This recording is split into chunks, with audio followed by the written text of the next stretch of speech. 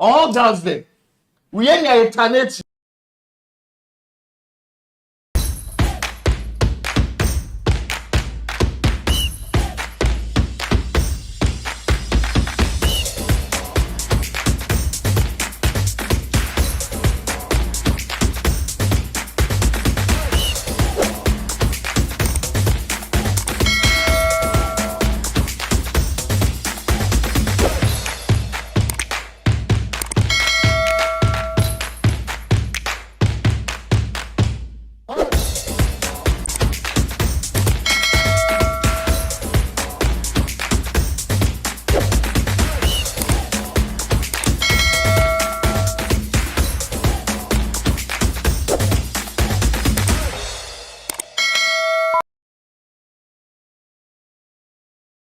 It's another episode of Sports 101 here on YouTube, and today it's going to be a very, very interesting conversation on the back of Champions League highlights. We've had Tuesday and Wednesday games from the UEFA Champions League, and the NBA season is also back.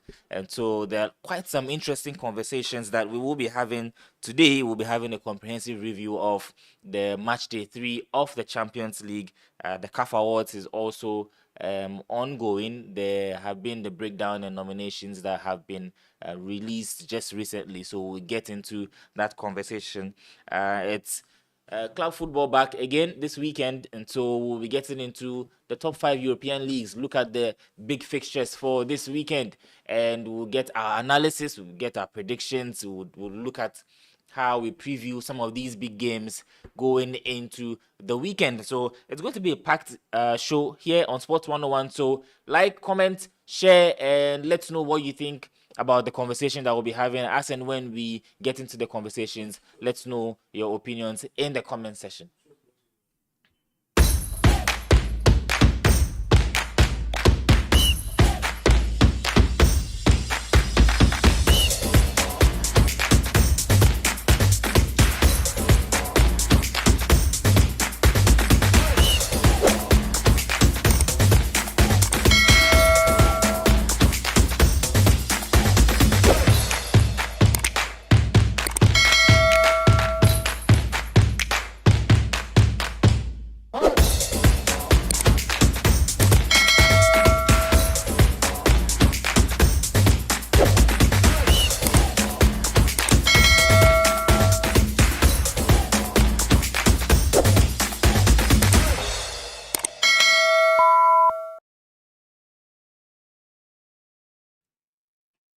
Welcome back, and this is Sports 101. Remember, the show is proudly brought to you by Malibu Pub here inside Takrady and in Kunim Phones as well. For Malibu Pub, located just behind Antrak. If you know Antrak building at Takrady Harbour area, that's where Malibu Pub is located, and they have something interesting for you, especially on Thursdays. Let me tell you about what they have on Thursdays, and it is happy hour at Malibu Pub on Thursdays, where you buy one mineral water and club beer and get one for free. There are other interesting things that Malibu Pub is bringing you here in Takrady. Yesterday, we were there for our Champions League watch along. All the guys were there. It was a brilliant atmosphere at the Malibu Pub in Takrady Harbour area.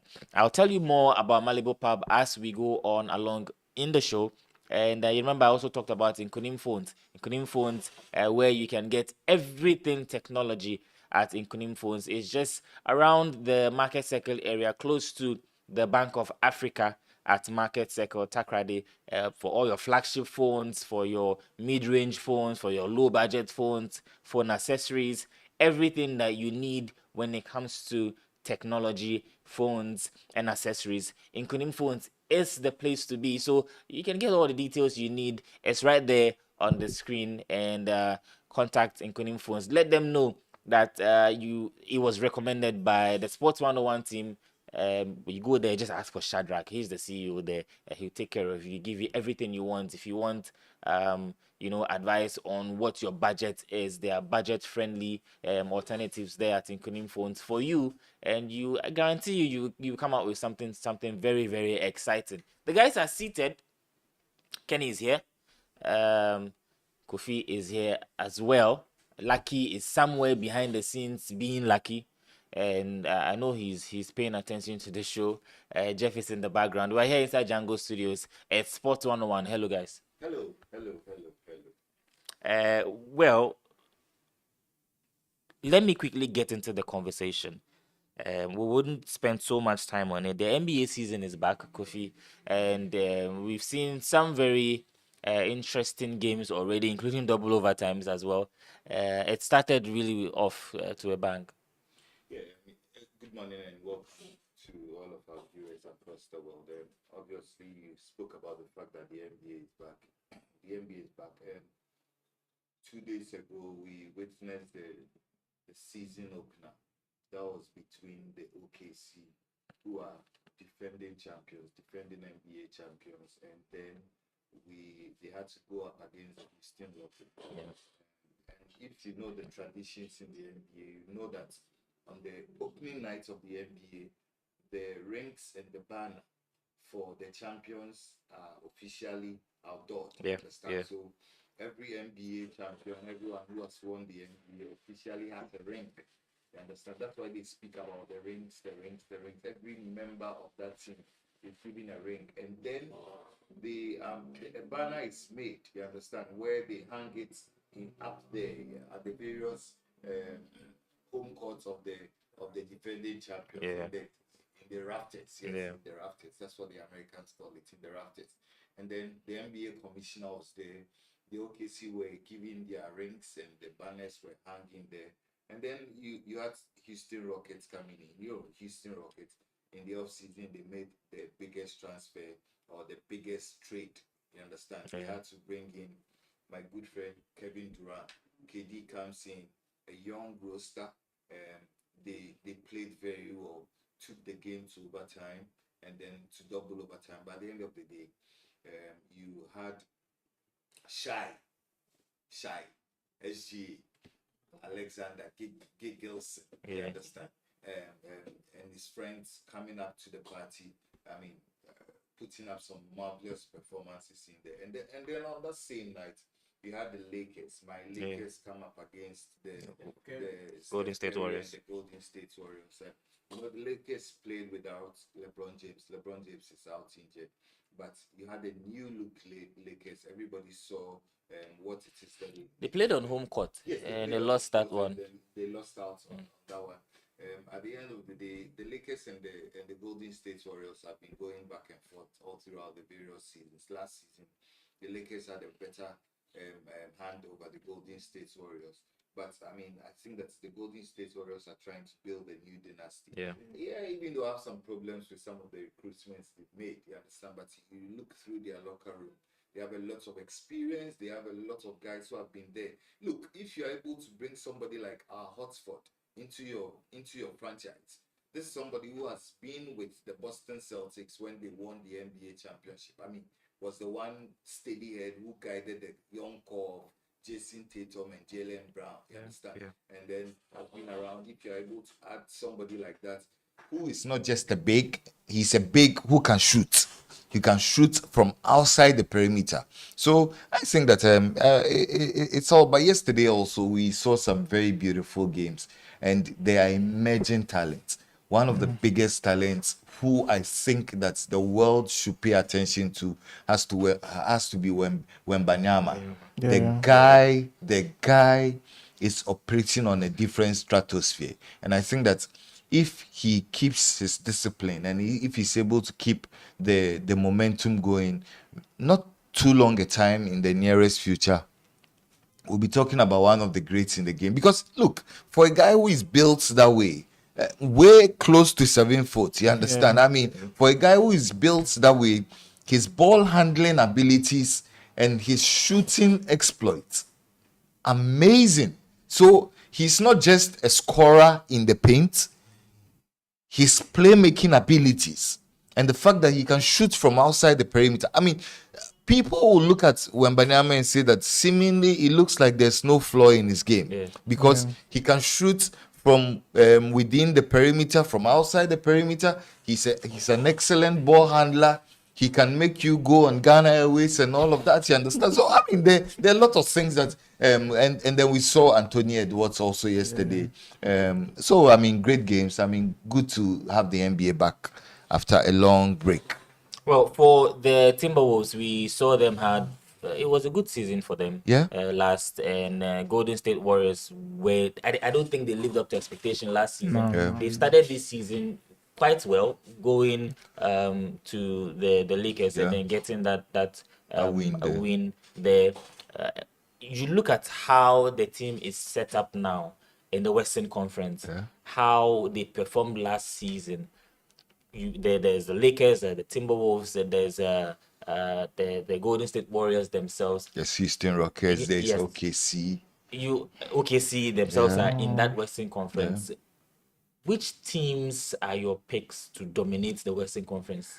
Well, I think I've always held this notion that the biggest competition in the NBA is in the West. I mean, I do not care who comes at me, but if you look at the West, and if you look at all of the teams that are stuck in the West, there's the Los Angeles Lakers, there's the Clippers, you understand? Phoenix Suns. I mean, yes, I mean, there's the Phoenix Suns, there's the Memphis Grizzlies. Ja Morant is Sacramento Kings are in there. Cavaliers are there. Cavaliers are in the East. The Mavericks. There's the Dallas Mavericks. They are all in there. There's the Golden State Warriors. There's defending champions. The OKC. You understand? There's the Houston Rockets. There's the Denver Nuggets. So you look at the West. It's going to be difficult. It's going to be very difficult. And until recently, when you had the NBA expand to 10, where the 9 and 10 have to play the playoff playing game and all of that, you realize that picking the top 8 teams, it's not going to be easy. But it's going to be about the teams that are consistent on a nightly basis.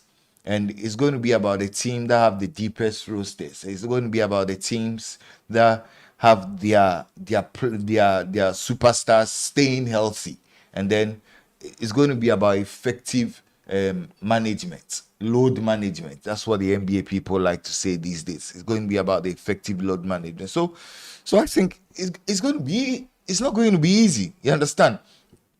For example, I could take all of the teams, analyze them one by one. But if you look at the Golden State Warriors, what made them an exciting dynasty?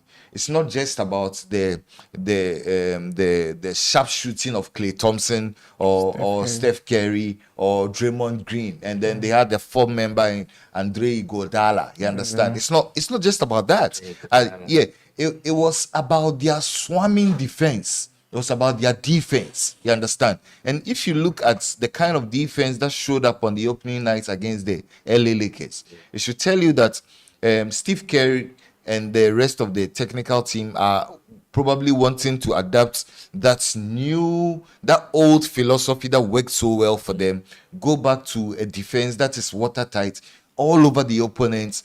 Do not allow opponents to settle in. And then once you know that you have attacking, look, if you look at Steph Curry, I mean, Jimmy Butler, you understand? And all of those guys, even this young guy, Jonathan Kuminga. You look at all of those guys in there, and you think that once you're able to keep a steady defense, you have more than enough attacking power to hurt opponents. And I think that's the template it looks like the Golden State Warriors are going to go back to. But it's going to be interesting all throughout the course of the NBA season.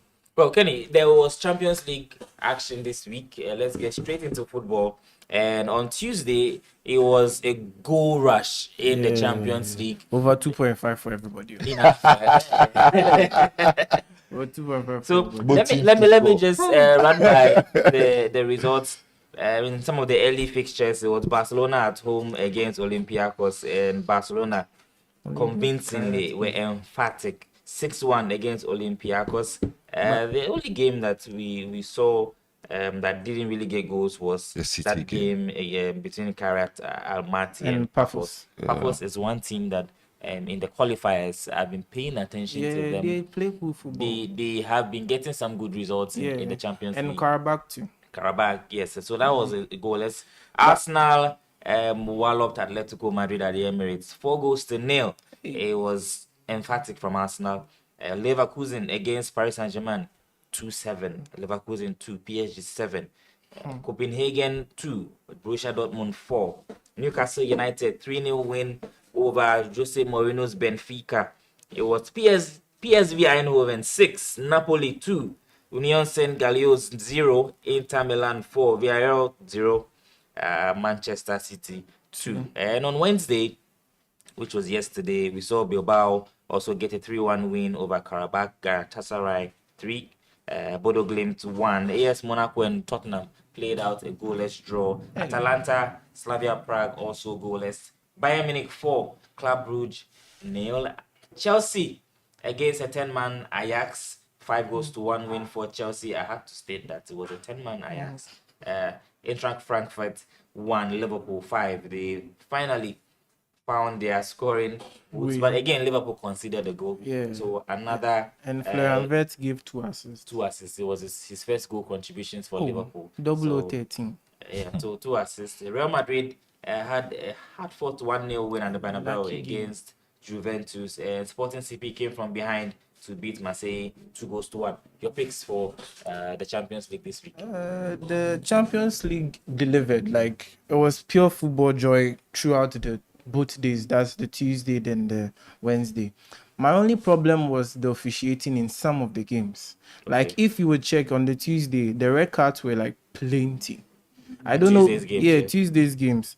Olympiacos had a red card. Pafos had a red card.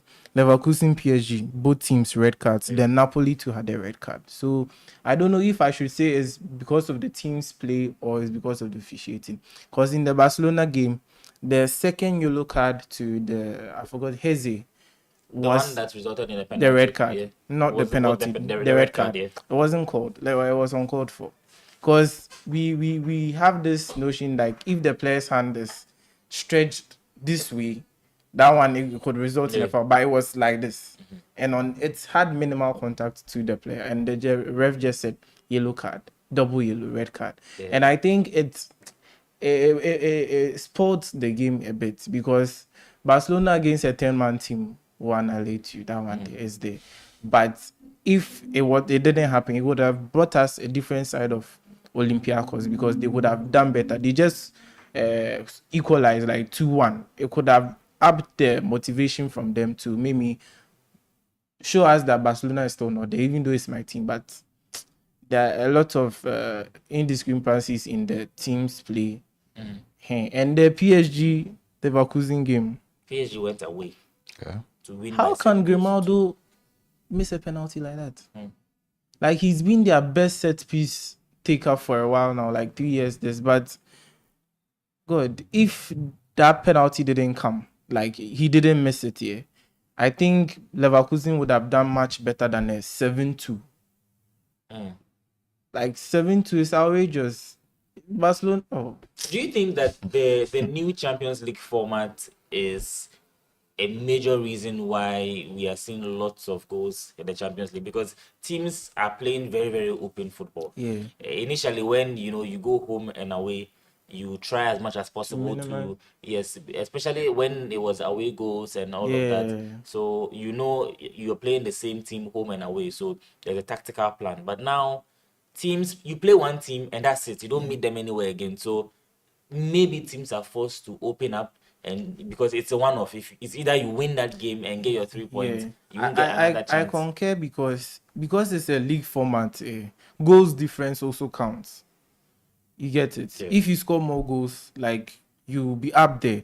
Like right now, the positions like this because Barca scored more goals. They are 8th or 9th on the table, meaning that other teams that have also won just 2 games, Barca would qualify over them. So because of it being a league format, your goals matter, your yellow cards or your red cards, they also matter. They also play a factor for you qualifying in the league phase. So because of that, if you watch the Barcelona game like this, after Olympiacos had the red card, like they opened up. If it was then, they would have been compact in defense to maybe not allow more goals or not allow more play from Barcelona. But at the end of the day, how many of them are in the team side, the table 36 or 30s. Yeah, 36. Yeah, 36. you need to qualify. Either you are in the top 8 or you are in the second round where you play the playoffs. Yeah. So it's either you score more goals or concede less. Well, Kofi, you saw how the games panned out. Tuesday, Wednesday, there were lots of goals, especially on Tuesday. Arsenal were dominant against Atletico. The first half, it was a bit difficult with how the team set up. But this is an Arsenal side that look like the title contenders for this Champions League. I don't think I'm exaggerating, but they look like the only English team, or if you have to pick among all the English teams, they look like the favorites among all the English teams to go all the way with how they are playing this season. The fact that they always find a way to win, and more importantly, they don't concede. Yeah. Well, permit me to say, too early to brand anybody title contender, especially Arsenal. Arsenal are not Champions League royalty, please. I mean, so they can misbehave at this stage, but when it comes to crunch, they always find a way of falling short of the glory. You understand? I mean, good morning to Bishop Django. You understand? I mean, they always fall short of the glory. You understand? Because, look, I love what Arsenal are trying to do. There's some level of solidity about their team. In fact, people have begun to draw parallels with the Jose Mourinho team of old, the first team that conceded only 14 goals, 15 goals in the league, The entire season. in the entire season. If you look at the trajectory that Arsenal is on, they seemingly are on that level of trajectory. You understand? Because, look, you look at the Arsenal team. I am one quick to say that there seems to be no deficiency in that squad. Maybe I'll go back to your words. The only deficiency could be Mikel Arteta. Because 1 to 11, solid. On the bench, solid. Yeah. Look, Arsenal, when Liverpool and co are struggling for centre backs, Arsenal has them a plethora of good ones sitting on the bench. So when other people have Konate and Van Dijk, there's even Mosquera sitting on the bench. And then there's Gabriel, there's Saliba. Yeah. It could be exaggerated, but I do not think today there's a better centre-back pairing in the world than these two. You understand? So, Arsenal are playing well. I was actually surprised with the scoreline with Atletico Madrid. Yeah. I was surprised because, yes, Kenny will acknowledge that we all know that Atletico Madrid will lose games. You understand? But to lose in that magnitude, it is unlike a Diego Simeone team. Yeah. Diego Simeone does not lose 4-0.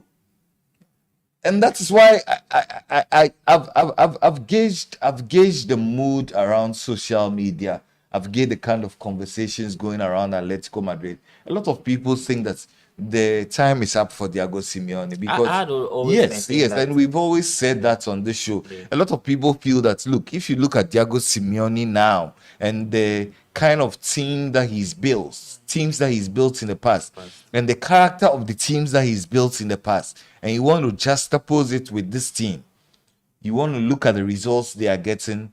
That result against Arsenal was a shocker. Yeah. Yeah, I was not expecting them to go to the Emirates and win, but to lose 4-0 in 30 minutes, Yeah. that was quite strange. 57 Very, to very, 77. very, very strange. Very, very strange. But that said, But will you also say that, like, is it time for Simeone to leave? well, you know, the Simeone thing is become a big conundrum for Atletico Madrid. It's become almost like Wenger and Arsenal. You understand? Because you cannot refuse to acknowledge the fact that even when they were on the project to build the new stadium that they have at Atletico Madrid, Simeone kept Wanda Metropolitan. Simeone kept them afloat, Yeah. kept them competitive. So constantly they were qualifying for the Champions League. They were able to shore up their revenues and all of that. So I think that in the minds of Atletico Madrid, they are paying homage to Simeone because of the kind of history that the two of them have together. Because not so many managers in the world will be able to do the kind of things that he did. So with that thing, would you also say why would people also say Arteta out?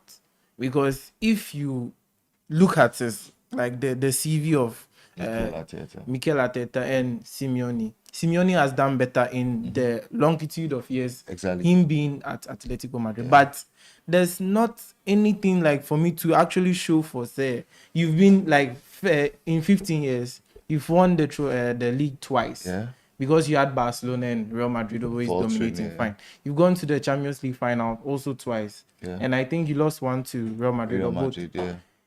He's not done anything for me to warrant his stay for more than 10 years in the club. Because listen, Arteta has been at Arsenal for 6 years. Yeah. Or 7. Yeah. He has been second eighth season. No, I think he's in the 7th season. 7th or 8th season. But he's been Arsenal in the last 3 years have been better as compared to his beginning. But we will be here and say Arteta out, but nobody talks about Simeone. No, Kenny, I think you have a point. But the point is that there are different standards to every club.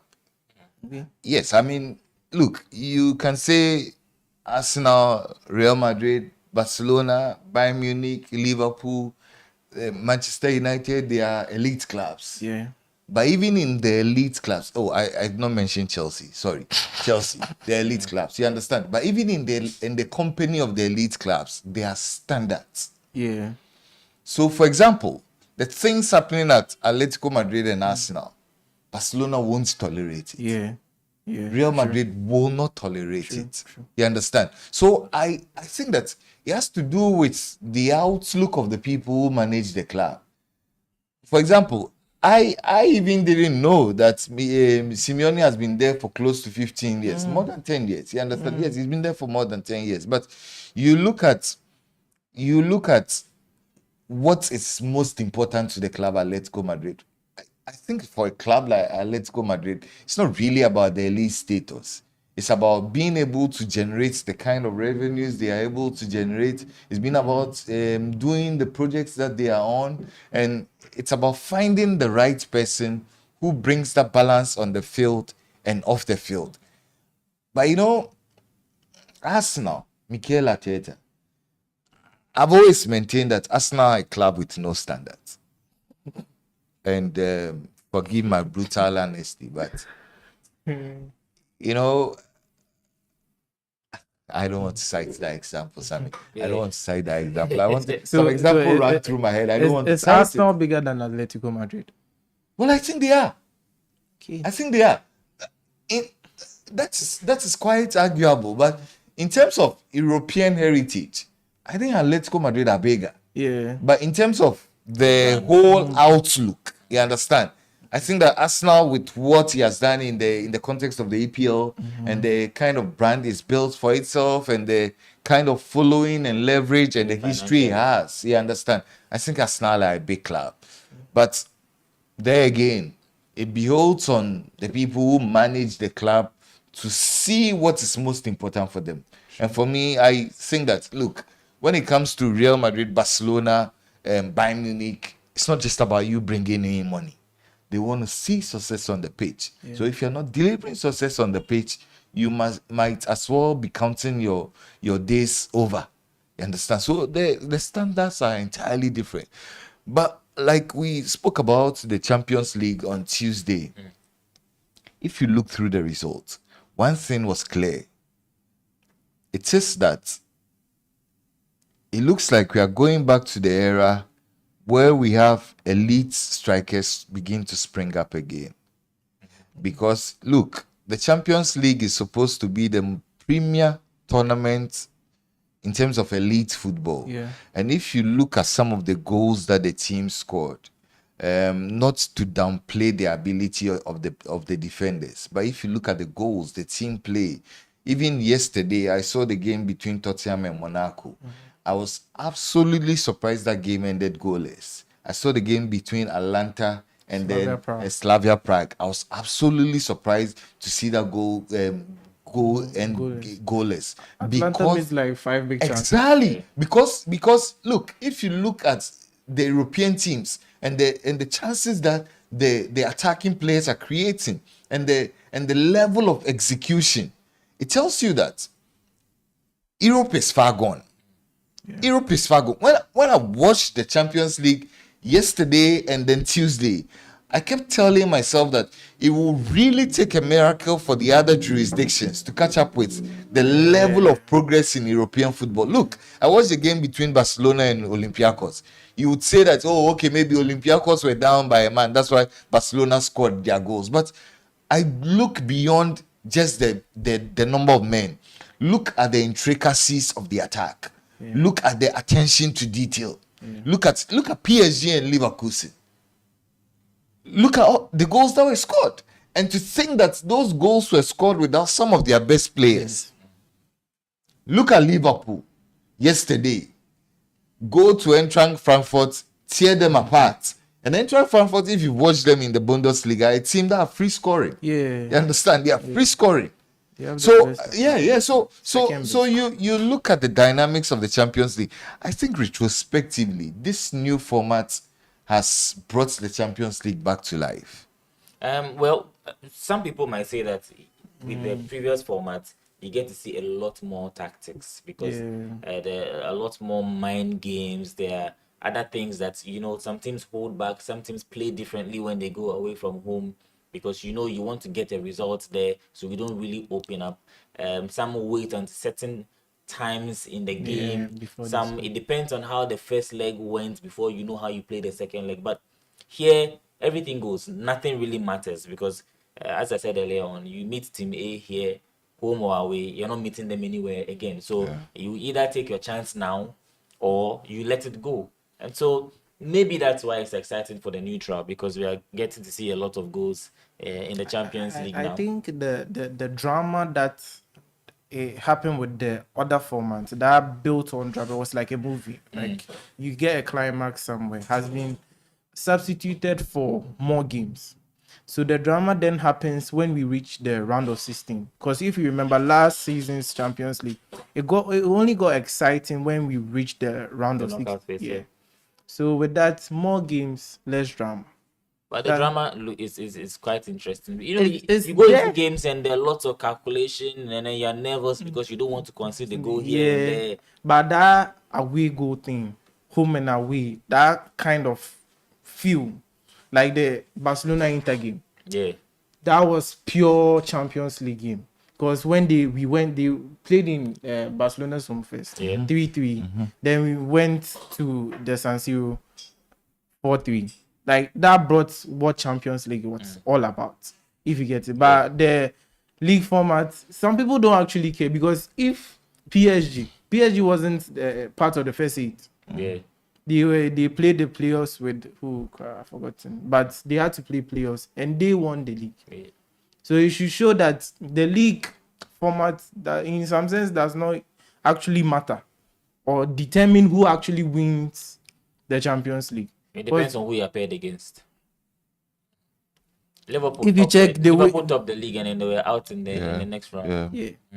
So that could also, the drama, the built on drama. Let me use that word. How it is built on has been substituted for more matches, more money. Yesterday we saw Liverpool against Eintracht Frankfurt, and I wanted to look at that game, and we would get into the weekend fixtures in the league, the Premier League. Now, Slot decided to tweak his side. It was an away Champions League match that they had to win. On the back of that 4 games, loss on the trot. You look at how he set up his team, and first of all, the shock was that Mohamed Salah did not start that game. Now he brought on Salah somewhere in the 74th minute.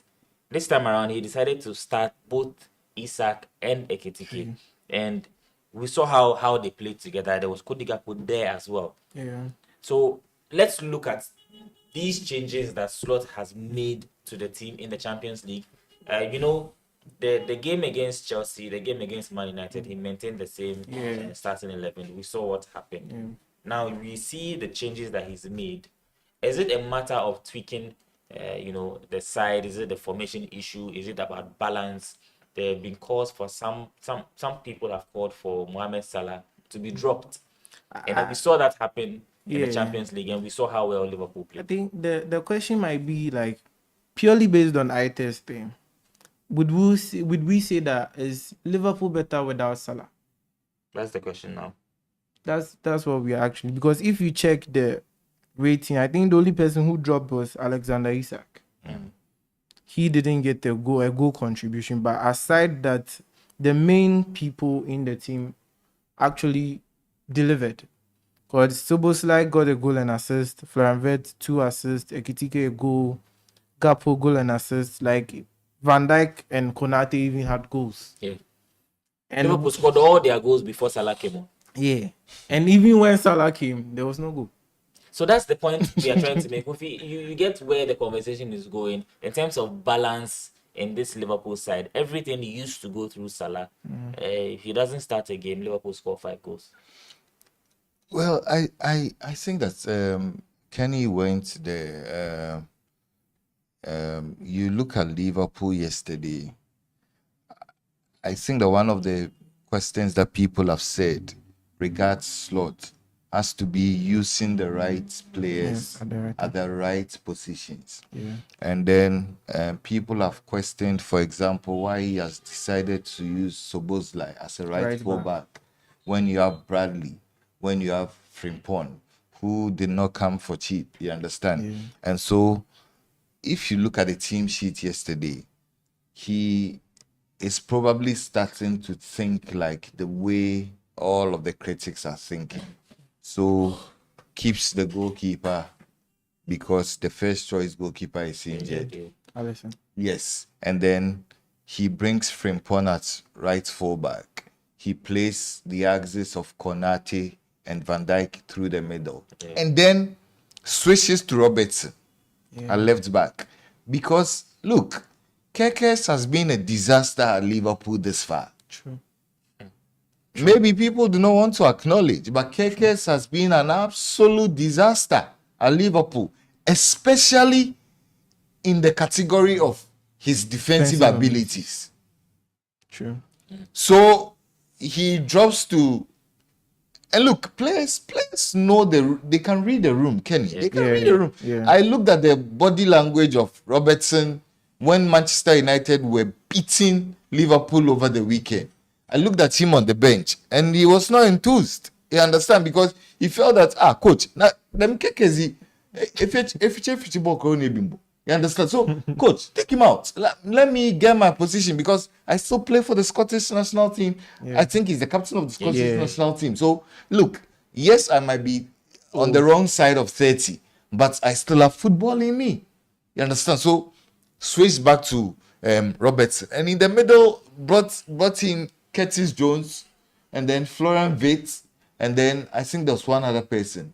There was one other person in the middle. Curtis Jones. And, Soboslai, then Gakpo. He played Florian Wirtz, Curtis Jones, and then Soboslai. Soboslai. Yes, Soboslai. And I think that midfield was absolutely on point yesterday. You look at the midfield. In fact, Jones, if you take away Gakpo, was the best player. Curtis Jones was absolutely amazing in the middle yesterday. It took a lot of the shine off Wirtz, allowed him to do the stuff he does. But I think Gakpo, he's played himself into a position where he's become virtually undroppable in the Liverpool 11. Playing very well. Ekitike, we all know, is very comfortable on either flank. You understand? Can play on the left or on the right. I think that played very well. Like Kenny said, Oli Isak did not really get to score the goals. You understand? But I think there was a lot more balance about that Liverpool team yesterday. And we have to applaud Anislot because his main DM, that is Ryan Gravenberch, his best player last season, is also injured. And also, people were also saying like he's riding off Klopp's legacy last season. Isn't he? For me, he did, in a sense. He did, because somebody came to build it up and he continued. And he even raised the bar. Yeah. That is good. You've done more. But he has brought in new players. He has new money, new players. He's trying to find something of his own. So kudos to him for tweaking the system, finding out how best he can maximize the potential, because the players are plenty. Isak is there, Ekitike is there, Kodikapo. They all can even play in the striking role. Yeah. Rio Ngowuma, Soboslai, Florian Wirtz can all play in the 10 position. Curtis Jones sometimes can even play there. And even him that is a Liverpool academy product doesn't get time to play in his own Liverpool team. So kudos to Anislot for finding something that would work for him against Frankfurt. Because at the end of the day, I think it's the Champions League that they all want to get again. Because the league has been won, basically. So if this season he doesn't win the league, I won't have a problem. But in the Champions League, they have to man up, do something, bring the goal, because Liverpool fans are just waiting for a Champions League. Well, and also with what you said about the Kekes thing, I think it's because of him that Van Dijk is being exposed more currently. Because if you watch Van Dijk against Manchester United, then Buemo goal, it was because of Van Dijk I don't know what he does. That is shadow marking and telling his other defender to go and you know Van Dijk always shies away from tackles. But he doesn't want to get in. You could have stopped the goal. Mbuemo was with you during the collision. He was on the floor. Yeah. Mbuemo got up, ran, and you were just watching him run. Just by you. With Robertson, it gives you defensive cover, because Robertson, defensively and offensively, is good. Yeah. Kekes was just because of his offense. And playing Kekes and Frimpong at the same time is disaster. Because both of them are noted for their offensive game, not their defensive game. Then running down, leaving just Konate, then Van Dijk. That's hell. Hell for any defender. Just the two against United's full Mbuemo, Mount, Bruno, Cunha, Amad Diallo. It doesn't work. Kofi, isn't that the hallmark of a good manager, to be able to identify problems, tweak his side, make changes, and then we get to see this kind of results? I'm talking about Slot. Well, I mean, he had to stop the bleeding. He had to stop. I mean, because look, Liverpool went down very early in that game against Frankfurt. And in my head, I was thinking if Liverpool had lost that game, it would have been crisis official for Slot. So he had to stop that bleeding.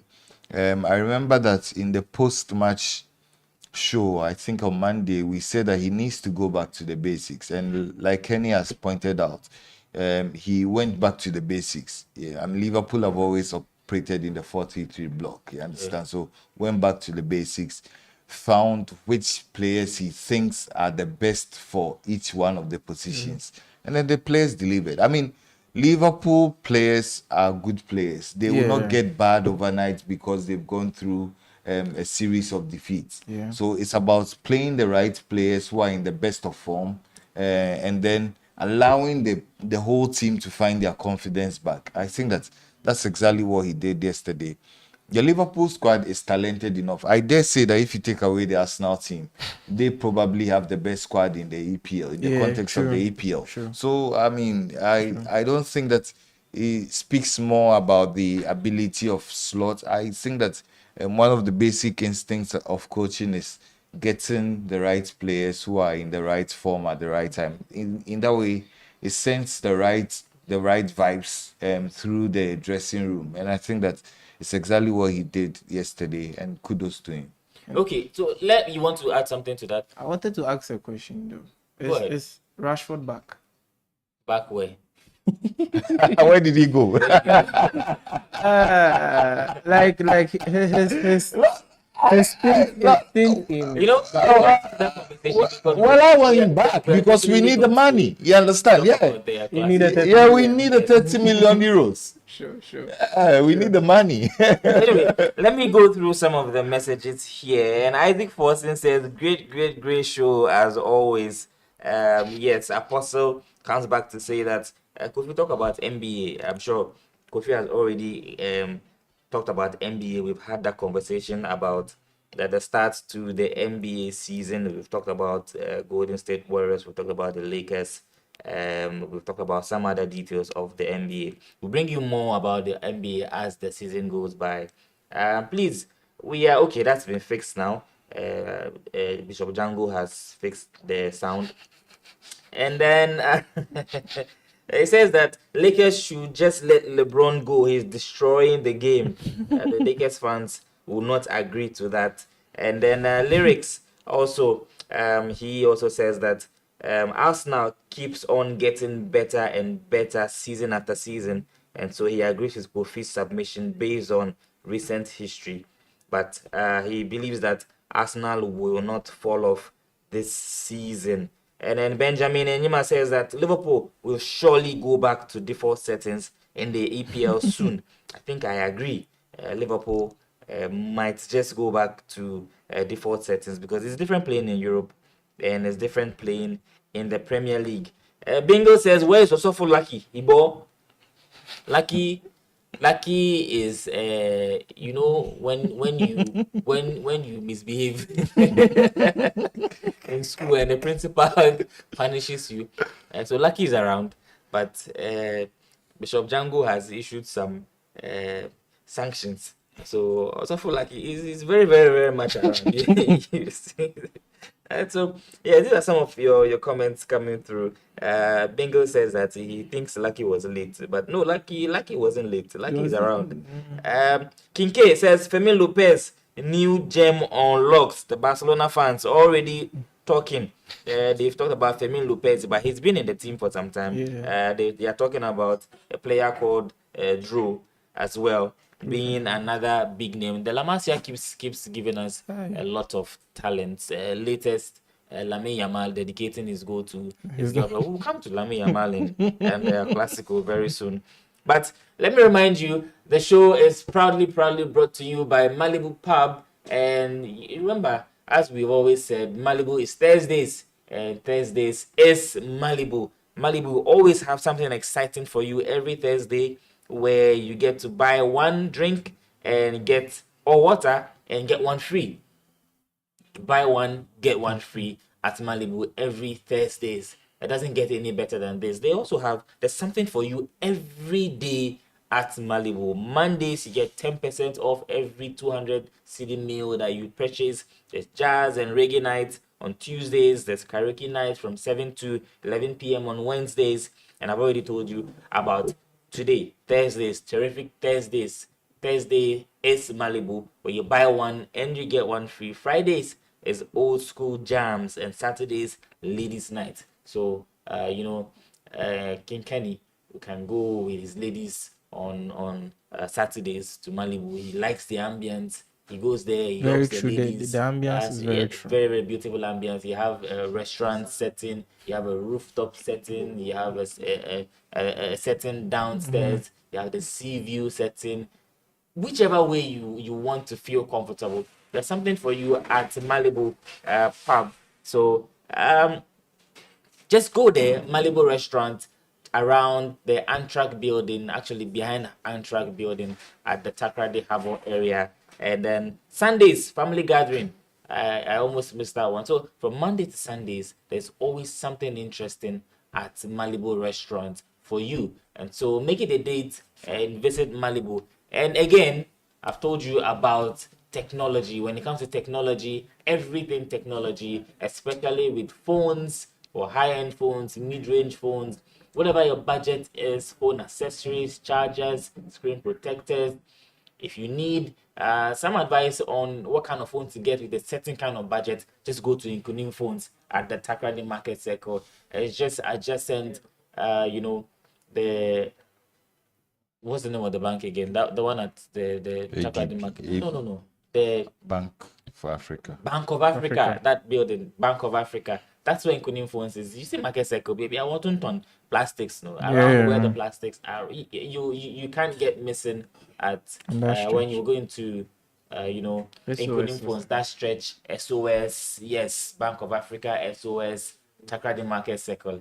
It's very, very easy to locate. So make your way to Nkunim Phones. Everything phone accessories, everything technology. With its iPhones, its Samsungs, whether it's Infinix, Tecno, whatever you want, Google Pixel Pro. If you want Yam phones, whatever it is that you want, you find it there at Nkunim Phones, and the customer service is brilliant. So everything you need there, make your way there, and you get everything that you need. When you go there, just let them know that Sports 101 recommended recommended them to you, and I'm sure Shadrach will give you some nice discount when you go there to make your purchase. It's still Sports 101 here on YouTube.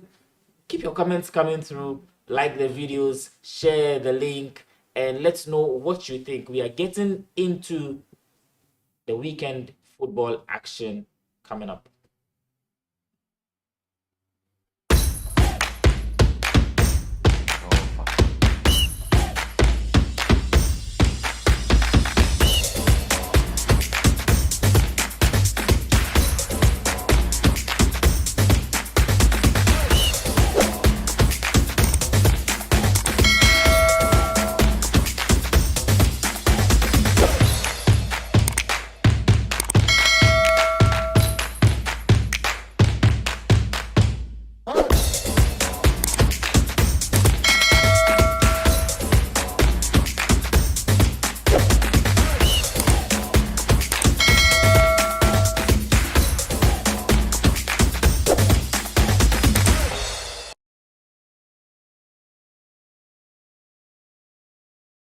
All right, we are back. It's Sports 101 here. Kofi is here. Kenny is here.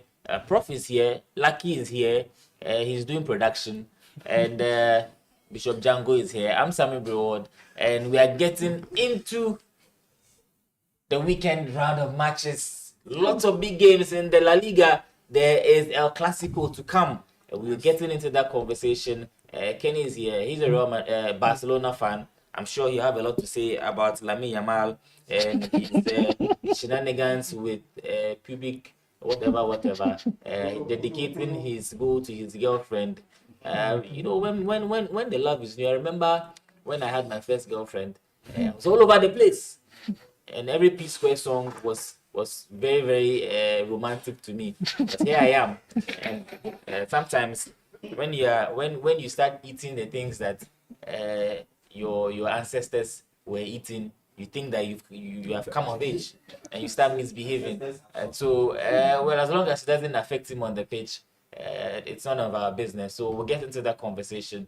There is Premier League action. So Chelsea, after that win against Ajax, will still be at home against Sunderland, who have started the season quite impressively in the English Premier League. It's a 2 p.m. fixture. Newcastle United against Fulham. There's Manchester United coming up against Brighton and Hove Albion. That's one team that has actually disturbed Man United in recent times. Brighton, those BB teams, Brighton, Burnley, Bournemouth, those teams, they have a way of disturbing Man United. So Brighton will be going to Old Trafford to play Manchester United. And will Ruben Amorim and his team make it 3 out of 3 on the bounce and allow some people cut their hair? Brentford will play home to Liverpool. We'll get into that conversation. There's Bournemouth against Nottingham Forest. Arsenal home to Crystal Palace. Aston Villa versus Manchester City. Wolverhampton Wanderers against Burnley. Everton against Tottenham Hotspurs. Let's start with the Chelsea game. There's Chelsea against Sunderland. This Chelsea team are gradually picking up points. We saw them score 5 yesterday. They'll be playing Sunderland over the weekend. Yes, Sunderland have also started the season. They started okay. They dropped a few points here and there. But Chelsea, they look like they are picking up some kind of momentum. And for everything that has been said about Enzo Maresca, Chelsea are doing quite okay. Well, if you see Chelsea are doing quite okay, the Sunderland has 14 points. Yes. Chelsea has 14 points. Yes. So who should we be saying is doing okay? Interesting. Who should we be saying is doing okay? Meaning Sunderland is performing. They've scored 9 goals, conceded 6. Chelsea has scored 16, conceded 9. And if not for goal difference, they will be at the same position, 5th and 7th. But goal difference makes a difference. Chelsea is a big club. They have a lot of boys. That's why they score a lot of. Sunderland is under budget. So there's a limit. I don't care. I don't care. But it will be an interesting game because Sunderland plays good football. Aside that, because to be able to get 14 points in the league is good. They scored against West Ham, Brentford, and Nottingham Forest. Meaning they're a team, and Wolves too. Yeah. They're a team to look out for. And also, the Chelsea team is not there yet. We shouldn't propagate any agenda that like they are there. So you're one of those who think Chelsea are entitled contenders. Yes. True. They can't. You can't bring a lot of boys into a men's game. Even Boys into men's. Who are the boys? You have Garnacho. You have Jamie Gittins. You have who? Andre Santos is still a teenager. Your hopes are all on Estevao. How can that be? How can that? There's no in the attack. Only Cole Palmer. Even he's out injured. He's I think out of the few, he's the grown-up inside or something. So you can't rely on those things to tell you that Chelsea will win. Maybe in a few years, 2 years or something, fine. But right now, no. They can't. Well, Kofi, let's look at the Chelsea game.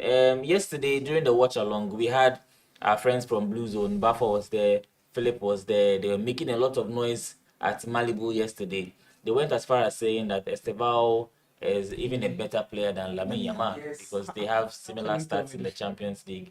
So let's see what he brings to this Chelsea side. Look at Garnacho's impact so far in this Chelsea side, and let's look at the game against Sunderland. Then we also bring in that game between Man United and Brighton. Which of the Estevaios? The guy from, is it Palmeiras? Yeah, The disco dancer? Is He's he a disco church dancer? drummer. He's a young player. Church drama. The one who scored the winner against Liverpool. There are two disco dancers in Chelsea. Estevaio and Santos. Andre Santos. No, the Estevao. Yeah. Yes, he's the one. So that one is the one they are saying It's better than Lamine Yamal. Oh, Yes. wow. The Chelsea fans Very think good he is. morning to Philip and Baffo, but they ought to get serious. They are not serious. They ought to get very serious. If they are listening to me right now, Jesus is standing at the door of their hearts. You understand? I mean, they need to give their lives to Jesus. You understand? Because when you allow Jesus to come into your heart, there is some truths You won't lie will about. not lie about. You understand? But that said, I think that I am happy about the progress of Chelsea. Yeah. I think that the players are beginning to gel very well. Sure. And even in the absence of some of their key players, like Kenny has pointed out, they are doing very well. Obviously, Ajax didn't help their cause with that early red card. Yeah. I think it changed the whole dynamics of the game. And if you follow the Ajax this season, they are not the Ajax of old. You understand? I mean, Ajax teams in the past have been full of talented players. In fact, they have become a feeder club for some of the elite clubs in Europe. But if you look through this current Ajax team, there are not so many players in there that who would excite you. So I was not too surprised Chelsea took them to the cleaners. I mean, if there's one thing that is impressive about Chelsea, it's their mentality. It's their ability to turn on the ruthlessness mode when they sense the opportunity. And I think that, like Kenny pointed out, I mean, goals are going to be very important in the context of where you stand on the Champions League. So I was not too surprised they had to beat Ajax. But over the weekend, they come up against Sunderland. Sunderland are one of the most informed teams in the league this season. And I think that in fact, I mean, if you look at their performance this far, they have overachieved. Yeah. And you look at the components in there, I mean, anchored by the good old Granit Xhaka. Yeah. I think that Sunderland will offer a better resistance than Ajax offered. True. If you play against Sunderland, and if you've watched their games this season, they are they are tactically malleable. You understand? So they look at the complexion of the game, and then they are able to pan out the way which will neutralize your tactics. Yeah. So if Chelsea fans are thinking that the game against Sunderland is going to be easy, please start rethinking. Yes, Chelsea might win, but if they are going to win, it will not come on a silver platter. It's good. Yeah, it will be through hard work and grit. You understand? Yeah. And then probably some of their best players showing up. What's been your impression of Garnacho so far at Chelsea? Garnacho is being Garnacho.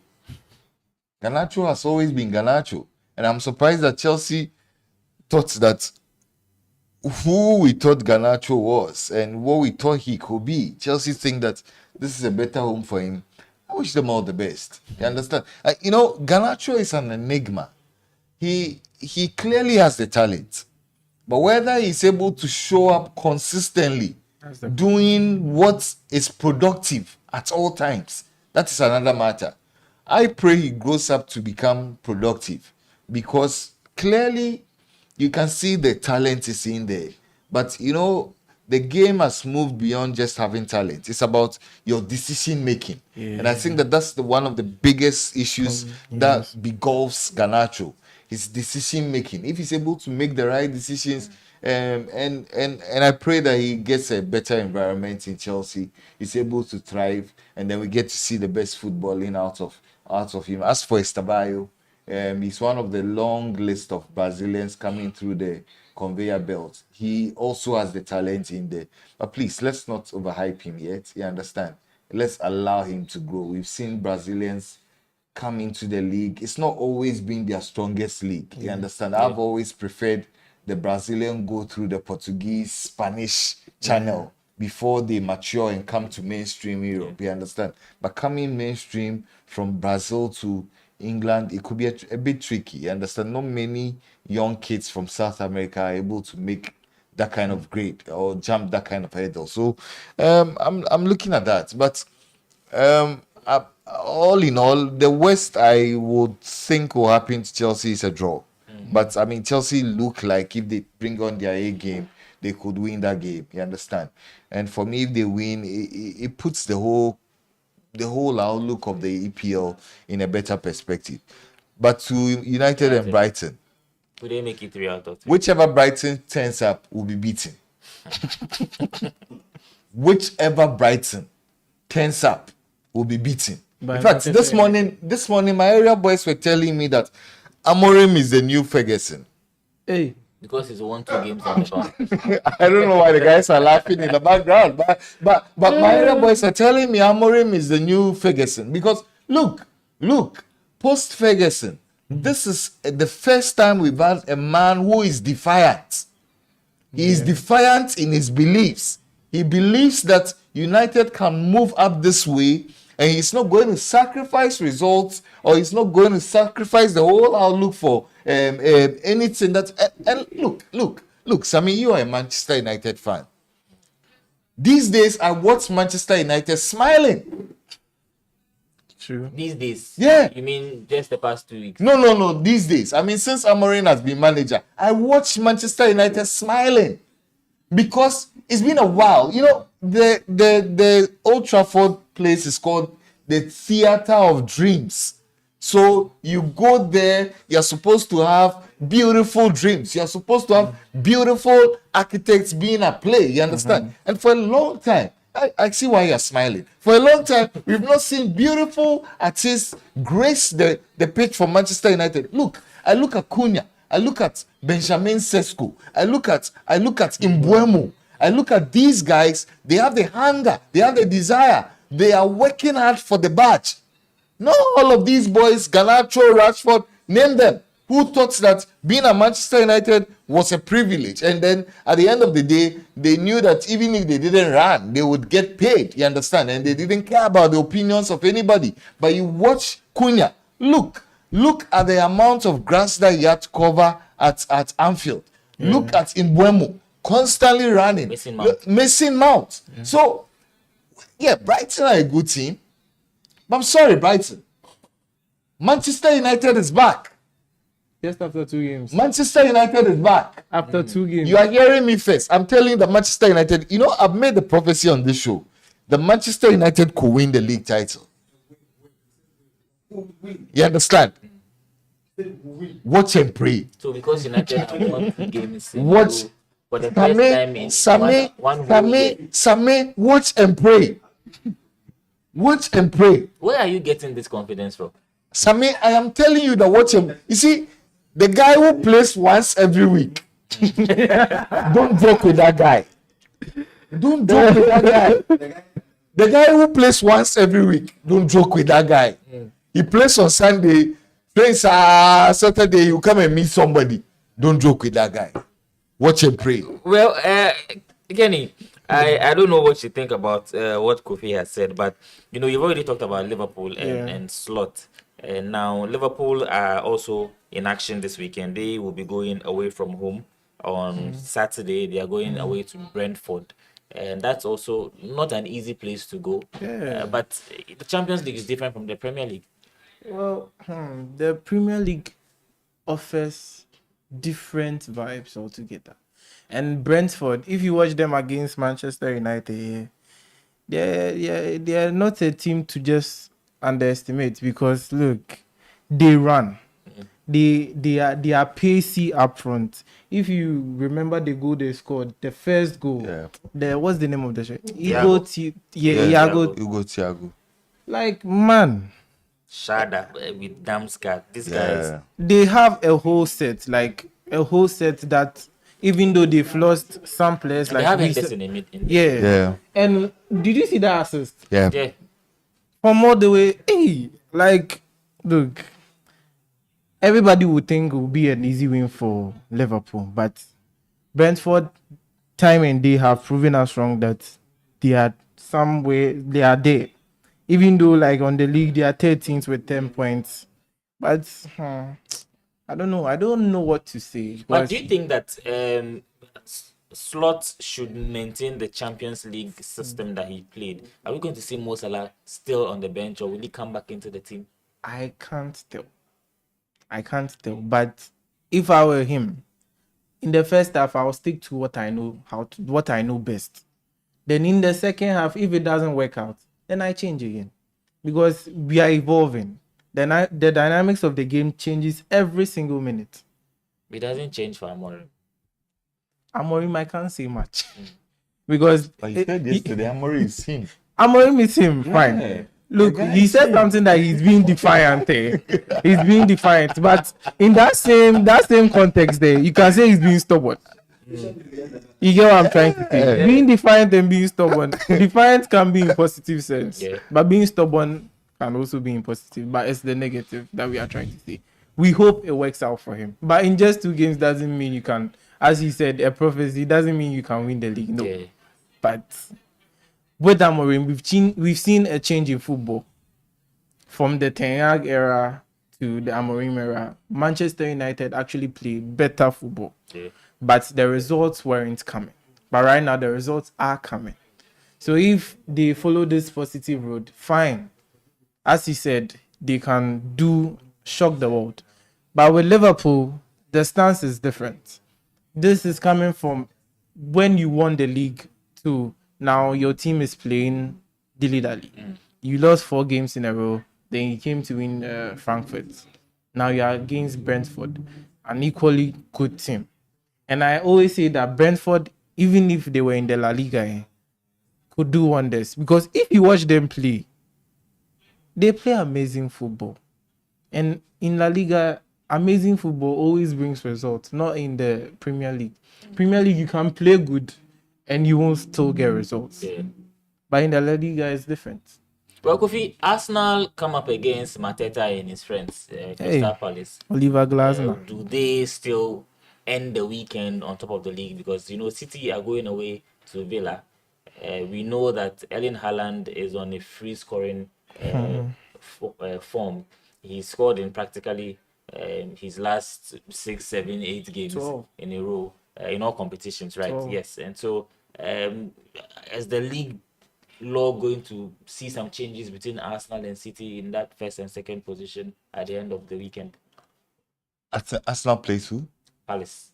Home to Palace, City away. That's Villa. quite a difficult Yes. fixture. Yeah. It's a difficult fixture not because of the proposition they offer, but because of the physicality that Palace brings to the game every now and then. I mean, Palace are one of the most physical teams in the league. True. And then I think that I would want to see the dynamics of how Palace are able to handle the whole Arsenal midfield. You understand? And how Arsenal and their defense are able to handle the whole Mateta situation. You know, it also brings to light that whole Eze conversation. You know, Eze would want to prove a point. His old teammates also want to prove a point. It could be an interesting fixture. But with the kind of form Arsenal in now, I wouldn't put it beyond them of beating Crystal Palace. Yeah. City get to play against who? Aston Villa. That's a difficult fixture. They go away. They go play away. The Villa Park. Wow. Aston Villa they have a very good They manager. didn't start the season well. But they are picked picking up. form, Yeah, yes. yeah. But they have a very good manager. They have very good players. I don't think City are playing so well, but because of the Haaland factor, they are getting away with games. You understand? Yeah. But you know what that does is that it affords the manager the chance to build confidence through the squad. When you have a player like Erling Haaland, when even when you are not playing well, can show up and bang in the goals, win you the 3 points. It takes a lot of pressure away. City lost at Villa Park last season. I think it's going to be a very difficult fixture, and it's going to be a test of how well City are growing now. I say this contextually because a lot of people have written City off. So seemingly City is on the rebuild. You understand? But if they go to Villa, are able to stamp their authority, lay down the gauntlet, then we know that this City team needs to be taken serious because they are already flirting around the top position. And we all know that with the level of experience they have, if it came to probably a straight fight between them and Arsenal, we all know the winner. You understand? I mean, at the business end of the season, it's not about who has the biggest squad. It's about who has been there, seen it, done it. Is able to navigate the curves. So if City are able to keep this momentum going, are able to flirt around the top position, and then we get to be in that same position around April, we know what will happen. So I want to see how this particular visit to Aston Villa plays out. But if you have to stick your neck out, I think it'll be a draw. It'll be a draw. I think it'll be a draw. Arsenal against Palace. I think Arsenal will win. Kenny, Man United against Brighton. It will be as the good old days. United win. No. Hey, the area boys are listening. So United are dropping In points. the past 2-3 years, Brighton has always showed United that they can slap them in the face. Yes, with Mitoma and his gang. Oh, I don't think United have this They facet. beat United home and away. Yeah, last year, and they've done it like 3-1 at Old twice. Trafford. United will beat them 4-1. I don't think so. I'm telling you. I don't, United will beat them 4-1. I don't think so because United will beat them 4-1. This scoreline is straight from the throne room of grace. I am telling you. Man United 4, Brighton 4. 1. Well, Let's I go hope ahead, everybody brace. is Yeah. keeping tabs on what Kofi is saying. Sesko will do what? He'll get a brace. A brace, He don't yeah. even know if he will start. if you've realized, Danny Welbeck has gotten some form that people haven't looked at. Yeah. His last game, he scored a brace or so. Yeah. And Danny Welbeck knows the Manchester United team too. That thing always factor. Facing your old team. You go see now the score goal. Liverpool against Brentford. For me, Prediction. Liverpool win. Liverpool win. Liverpool needs the win. They need it more. Sometimes may the best man win fine. But it boils down to who needs it more. Well, guys, let's know your prediction in the comment section. There's still been a lot of comments here. Solomon says that watching you live inside Takwa and I'm really enjoying the show. Thank you, Solomon. Jeff says that Esteval is better than Lamine Yamal. Thank you. The Chelsea fans, as usual, are doing their thing. Well, Lyric says, hey, he says, Kofi, what you can talk, oh, hey, which area boys and what are they smoking? I say so. These are some of the questions coming in. Lyrics also comes back to say that Kofi's mouth will end him in trouble one day.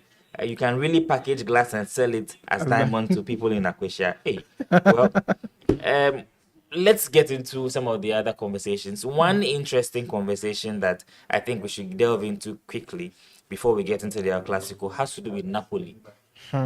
Antonio Conte and his Napoli side. What exactly is happening? We can't say that we would base everything on the red card that happened on Tuesday. Napoli actually cost they actually cost a lot of investors' money on Tuesday. So yes, we can talk about the red card, but they lost the game over the weekend in the Italian Serie A as well. They dropped points over the weekend. Napoli against Torino. lost. Yes, they lost to Torino. Yes, Napoli have actually, lost grip of that top spot in the Italian Serie A. AC Milan are top going into match week 8. Napoli come up against Inter this weekend. They're playing at home. What exactly is your outlook on this game? Against Inter, I think Inter has also found their form back because they started the league on a shaky note, and with the Champions League, I think their last game, Union St-Gilloise, they scored like 4. Gradually, they are getting there, and gradually, Napoli too is losing its grip. Because they asked Conte a question like, what's happening? This is what he said. He said they brought in 9 players and it's too much for him. But didn't he sanction those signings? That's what I was about to ask. He's the one that ordered for them. They've got you the players. Now you're telling us that the players are more than enough for you. Then your ability as a manager or a coach is being put in the mud. Because you are there to train, to condone these men to give us results, and you end up telling me that they are too much for you. And the Napoli of old, like 2 years ago with the Osimhen Kvaratskhelia, change come to the Scott McTominay Lukaku. With the influx of new players comes a lot of disharmony, no cohesion, the chemistry. So I think it will take time for them to get back because they started nice and now there's something down there. Maybe we pray that they get back to their old ways. Well, Kofi, don't you think that the injury to Rasmus Højlund, McTominay was out over the weekend? Yeah. Maybe these key players for Napoli could be the reason why Antonio Conte is struggling a bit in recent games. Well, we all forget Lukaku has also been injured for a long time. He was integral to whatever it is that Napoli did. Like we said about Simeone, I wasn't surprised Napoli lost, but I was surprised in the manner they lost. Yeah, 6-2. Yeah, I mean, They come on. Come on. I mean, you do not expect an Antonio Conte team to lose by 6 goals. No. Even if you lost a man, this is Conte. Yeah. This is what he stands for. He believes in the principles of solidity. So even if you lose a man, I don't get it. I mean, I think that football is going bonkers these days. And I don't think Napoli are going to defend the league title. The other Sharks are, they are swelling around. You understand? I mean, look, like Kenny said, quietly, Inter Milan have played themselves back into form. I've always said that navigating that loss of Simeone Inzaghi and the kind of intricacy and detail he brought to that Inter Milan team, it was going to be difficult. But if you look over the last few weeks, it looks like Inter are beginning to get over that particular hurdle. Their best players are starting to play well. Look, Lautaro Martinez is playing at another level now. He's scoring goals. You have somebody like Thuram getting goals in there, and then they are the other components of the team. More importantly, they are not losing so many goals. You understand? So I think that Inter Milan are strong.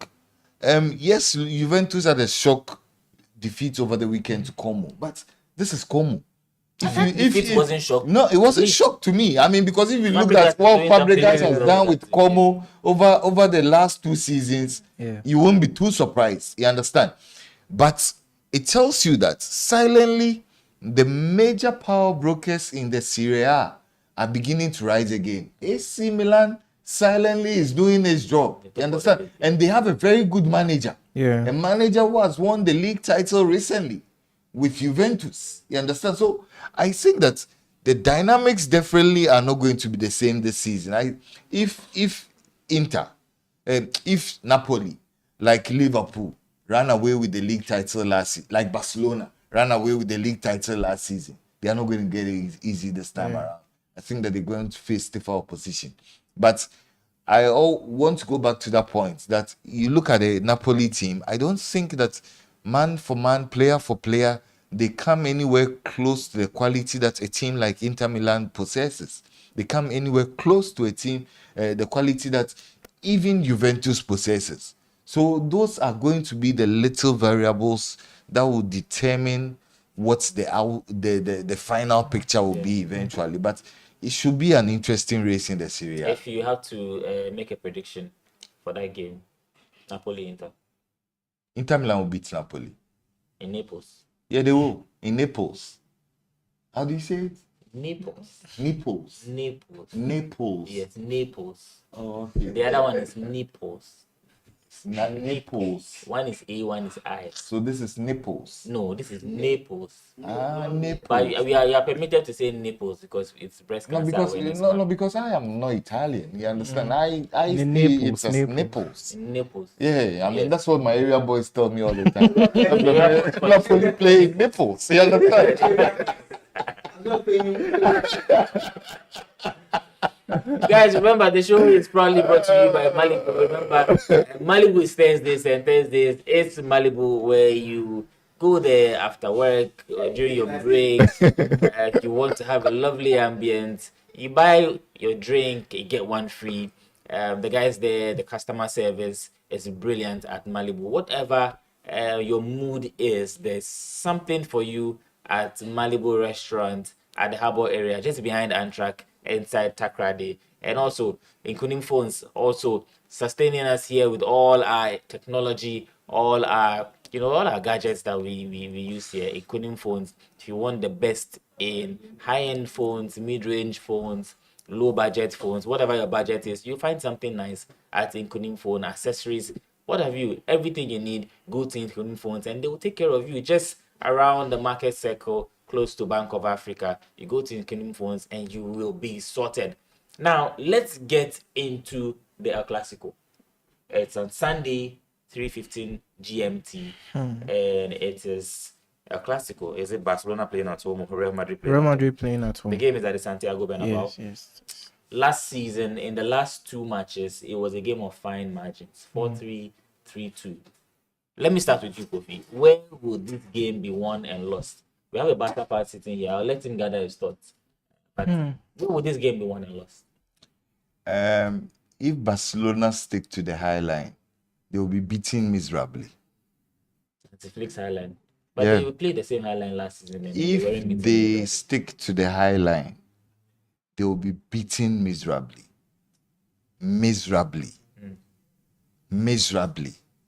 You know, last season they played the high line, Yeah. but they came up against a Madrid team that wasn't compact defensively. You understand? They weren't solid defensively. They were letting so many. Look, last season, I think in the final El Clasico, Madrid went up by 2-0. that's Yeah. Eventually, I do not imagine that kind of capitulation happening to this Madrid team. If you look at this Barca team, I say that because they need to be careful. They are not going in with their best attacking threats. Yeah. Rafinha is not back. just came. Lewandowski is not bad. Back in training, but he might Yes, Yeah. not be fit. yeah, he might not be. He might probably come too early for him. You understand? Rafinha might not play. Lewandowski might not play. He won't play. You will not go to battle with Fermin Lopez coming up against all the Madrid defense. And you see, when you watch Madrid this season, they are placing a lot more emphasis on the central defensive position. Yeah. You understand? So, not just the central defensive, the defensive midfield position also. So, Tchouameni, together with Camavinga, which one of them plays in that formation that the coach wants to play, they want to make sure that they have a solid base where they can attack and then cause a lot of damage to the opponent. So, I think that what Barcelona needs to do is to be careful with the high line. Because if they play the high line, I repeat, they will be beaten terribly. Look, if you've watched Madrid this season, the good thing is that there are a lot of match winners in that team. True. Yesterday it was Jude Bellingham being Jude Bellingham. Getting It was a tap-in. Let's be honest. It was a tap-in. It was the creativity of Vinicius Junior to hit the post, and he just came to tap it in. No, Kenny, I believe. I agree. But, you know, even there is a cliche that the good players find themselves at the right places at the right time. Yeah, so I agree it was a tapping goal. I won't sit here and glorify the goal. But the point is that when players like Jude Bellingham start to score goals, it boosts their confidence. You understand? And we know what a confident Jude Bellingham can do. 2 seasons ago, we saw Jude Bellingham do it to Barcelona, home and away. I remember one of the games they had to score very late, very late to win. To win that game. So I remember that game very well. So I think that those are going to be the fine lines. I expect that ordinarily Hansi Flick would adopt a different approach. Be cautious a bit. Do not throw all the caution to the wind. You understand? I think that they need to be cautious. They need to be measured when they attack. You understand? Because it has to be about containing Real Madrid. And Real Madrid know that if they're able to beat Barcelona, they put some daylight between themselves and Barcelona. It should play out very interesting. But my gut feeling tells me that Real Madrid will beat Barcelona. Kenny? As a Barcelona fan, I would say that we pray Barcelona wins the match. But as an analyst, we have to watch this thing. Real Madrid has been playing well, fine.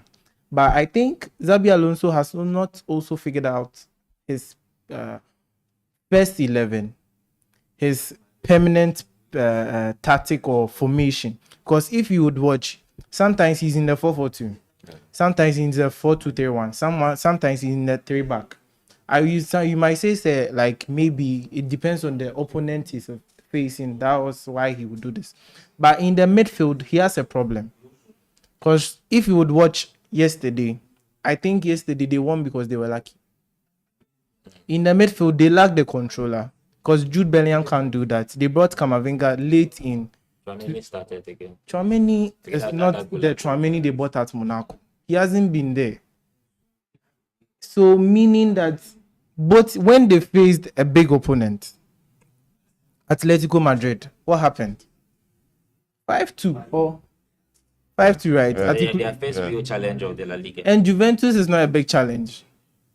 Let's be honest. Juventus has been playing Barca since like 2 years or 3.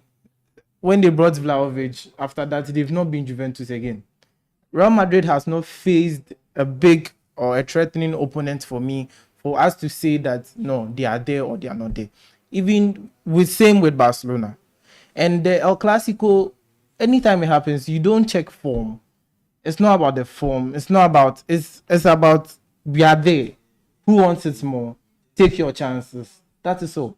And as you said, the high line, you know our stubborn coaches. You have one, I have one.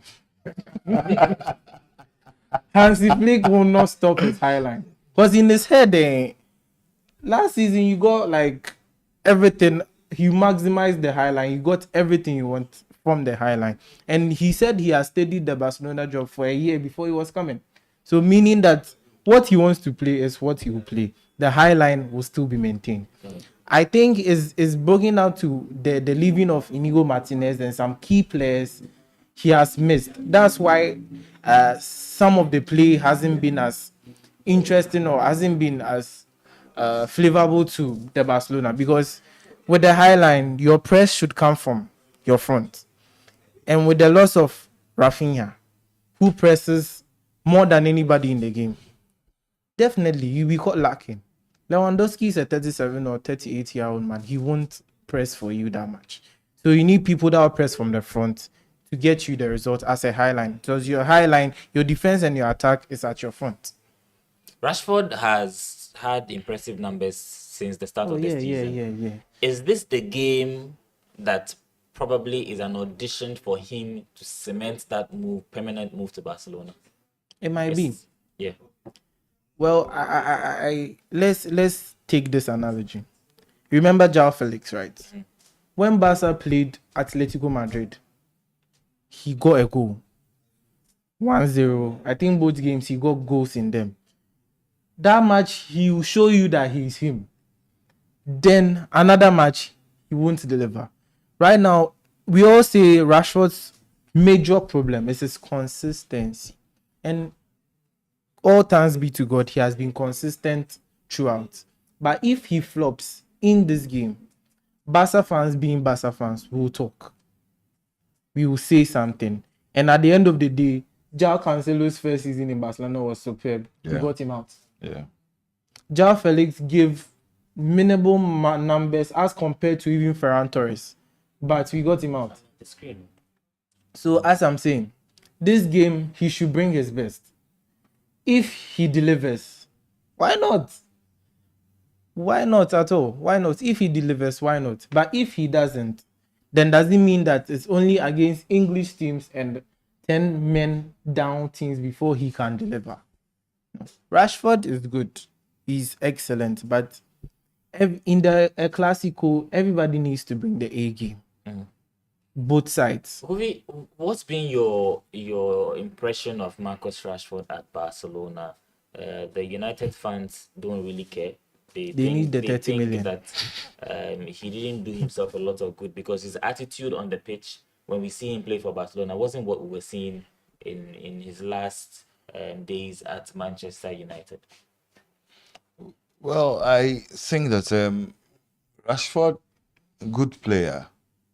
On the day he turns up, he's one of the best players in the world. I mean, because he has everything: skill, technique, speed. He's able to do. I think with most of these players, sometimes all they need is a new environment. All they need is a new culture. Maybe all they need is another challenge, because now the pressure is on Rashford to deliver. Look. For so long a time, we've all known that good players have come to Manchester United and not performed. Yeah. You can mention all of them. And then good players have left Manchester United and have become excellent. So I think that Rashford is at that point in his career where he knows that probably his move to Barcelona could redefine what the football world thinks about him. Especially in a World Cup, Exactly. Yeah. And if you look at Rashford now, he's playing with swag. He's playing with a lot of confidence. You understand? And when Rashford is playing that way, you don't want to come up against him because he can do everything. When he's playing with that level of confidence, he can do everything. He can go past players. He can play on the wings. He can get goals. He can make assists. He can do all sorts of audacious things. And I think that the kind of football Barcelona plays also is helping his cause. Yeah, attacking football. Exactly. So I want Rashford to stay with Barcelona. We need the 30 million euros, you understand, for reinvesting into the squad. And I think it's a win-win situation for all the parties involved. I mean, Rashford has found his way back to the English national team. I watched him in the last game for England. Did very well, you understand, playing very well for Barcelona. Coincidentally, his rise to form has been fueled by the injury to Rafinha. Yeah. You understand? So he's taking that position, playing very well. Even when Rafinha does comes, he knows that there's genuine competition for places in that space. So they will challenge themselves to be better. But I think all in all, I am happy with his output this far. He has played very well with Barcelona. Not just getting goals, it's about his contribution, it's about the work rate, it's about what he does for the team. And if you followed Barcelona and watched games of Rashford and Barcelona, you will not be denying the fact that Barcelona are probably happy because to get that level of talent for the money they spent thus far, I think it's been worthwhile. And I also think right now, you see, when he was at Manchester United, there weren't any big names in the team because it was only him and I think Bruno. But with Barcelona, you have the likes of Lewandowski, you have the likes of Lamine Yamal, you have the likes of Rafinha in the Ballon d'Or contenders in the team, making you feel like, nah, if I don't perform, these people are already there. They are big names already in the team. So before I'll get there for them to give me that baby boy treatment or the treatment they are giving to Lamine Yamal, you have to work for it. You have to earn it. Meaning more drive, more work before you reach there. And also with him, I think he wants to prove his haters wrong in a sense, or the Manchester United fan base in a sense, because he was your star boy. All of a sudden, coaches were being changing. There was a decline in the Manchester United team.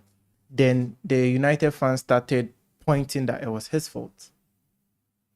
With that, because as you said, the change of environment, change of scenery, I think helps to push you or brings the best out of you if you maximize your effort. And with that, right now, let's be honest, aside Harry Kane, Mbappe, Haaland, I think he's one of the most informed players in the world right now as we talk. And I think he will be an advantage for Barcelona in the El Clasico, being that they've lost a lot of their forwards in the game. Our forwards, sorry, not their forwards. I'm a Barcelona fan. But you predicted the Madrid win. What's your prediction for the game? Hey, how will I predict that Real Madrid will win? No, not as a Barcelona fan. It's not as a Barcelona fan as I started as a Barcelona fan, but innately, What do you see? Barca will win. Because let's be honest, Barcelona's record in the Santiago Bernabeu is even tilting to the Barcelona side because Barcelona's record is very good there. You will go and beat them with your highlight. What's the difference between this Alonso team and what we saw with Ancelotti last season?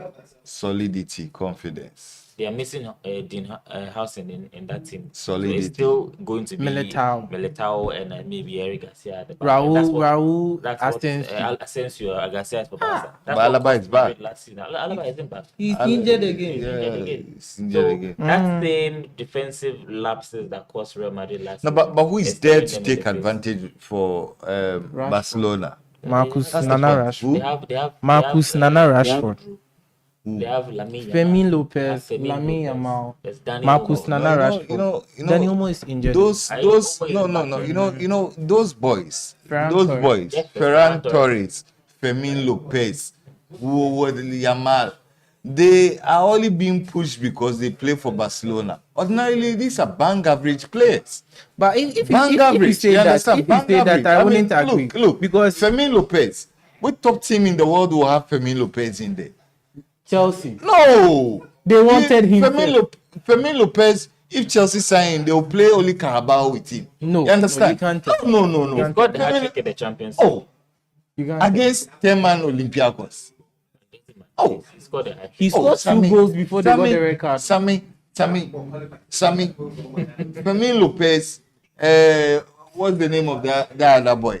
Rashford. No Rashford. The Ferran other Torres. Ferran Torres. I mean, those are just But- a little above average players. But if you say that, I wouldn't agree because if we remember very well, Xavi's first season with Barcelona, he brought in the likes of Ferran Torres, what's this? Aubameyang, this midfielder, Frank Kessié. They were all like, as if they were average Like they weren't extra old players. But even with Davi Sef, he scored like Real Madrid 4-0. So me with Barcelona, sometimes it's just not the names. It's about who plays better. And for me, Barcelona plays better than Real Madrid. So Barcelona win for you. Oh, hands down. Well, guys, Hands we down. would be back on Monday to have. And then let me say something. If Sunday the result isn't as we expected it, Monday you might not see me here. I might be still watching highlights. But if the results are as expected, I'll be the first player to tell you that. We are running away from this one. No.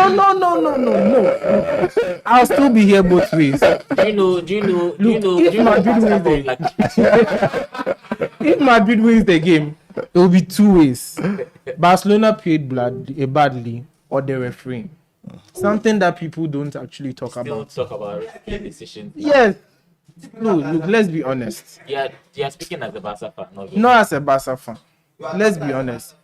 Referees are a variable in the football match. And if they don't do their job well, it costs us. No, you are already looking for an excuse. No, I'm not saying that. I'm not. If you feel that Barcelona.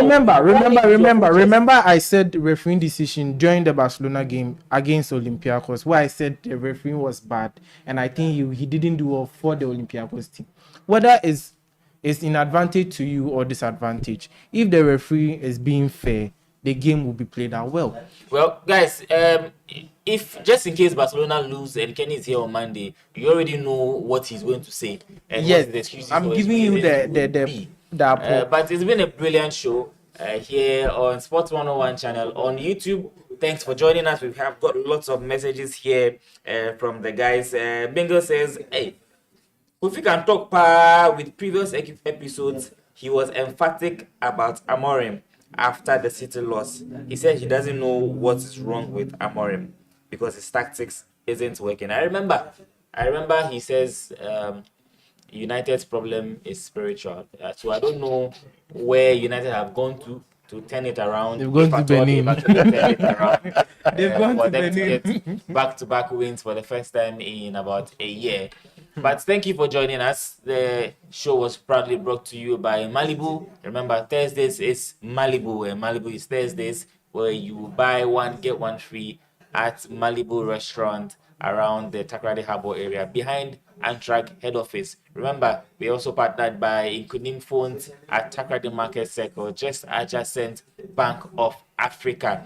We'll be bringing you something very interesting next month, November. Fan Zone is coming live on Sports 101 here on YouTube.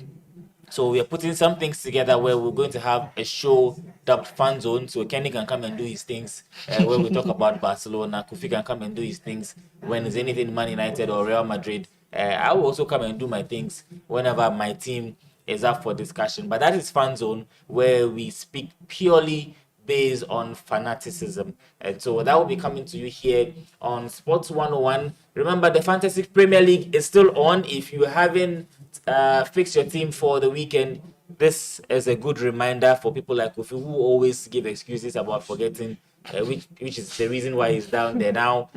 We are telling you to pick your team for the weekend because there is a Premier League game on Friday. Leeds United have a game on Friday, so don't wait till Saturday morning, it will be too late. So pick your team for the weekend now, and the code is on the screen. You can join the Sports 101 Fantasy Premier League. The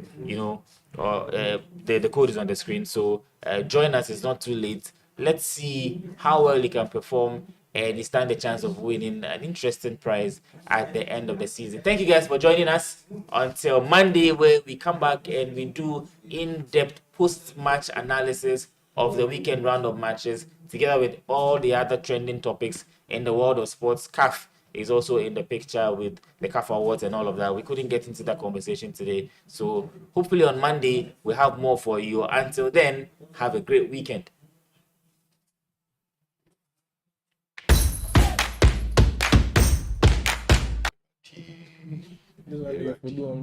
But last week you get point 2.